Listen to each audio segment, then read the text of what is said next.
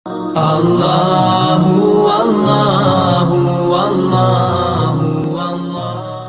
Perintahkan dalam Islam untuk dibunuh, maka dapat pahala. Karena ada hewan yang memang dianjurkan untuk dibunuh.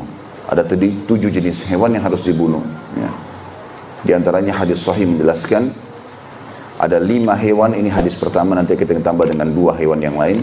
Ada 5 hewan yang wajib dibunuh, baik dalam wilayah haram atau di luar haram. Wilayah haram maksudnya Mekah sama Madinah. Karena memang di sekitar Masjid Haram dan Masjid Nabawi, sekitarnya namanya wilayah haram, wilayah yang dimuliakan. Enggak boleh dicabut pohonnya, enggak boleh dibunuh hewannya. Orang yang berbuat dosa maka akan dilipat gandakan hukumannya. Yang jelas di situ tidak boleh bunuh hewan. Tapi kata Nabi SAW, ada 5 jenis hewan dibunuh di wilayah haram dan di luar haram. Lalu beliau sebutkan, yang pertama adalah ular. Ini ditemukan dimanapun, dibunuh. Ya. Kemudian yang kedua, burung gagak. Ya.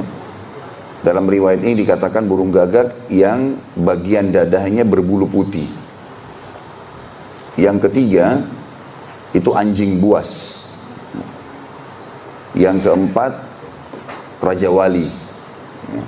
Burung raja wali. Dan yang kelima, tikus. Ya.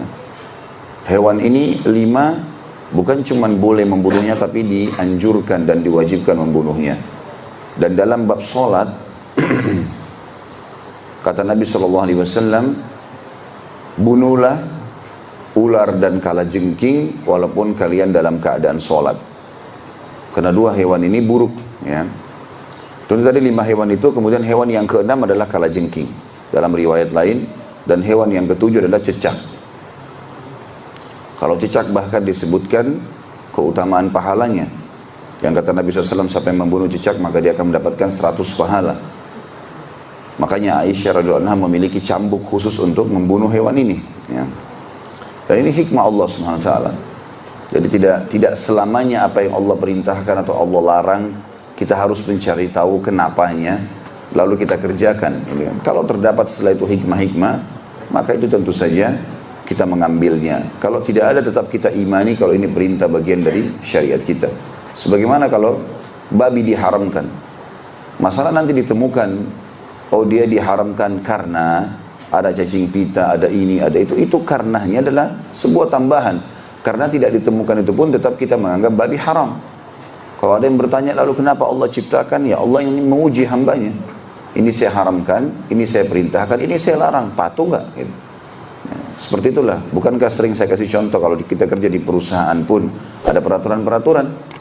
Bisa saja kita katakan kenapa harus kantor buat peraturan pintunya di sini ya? Kenapa bukan di sana? Kenapa harus liftnya model ini atau merek ini? Kenapa bukan merek yang lain? Yaitu hak pemilik tentunya.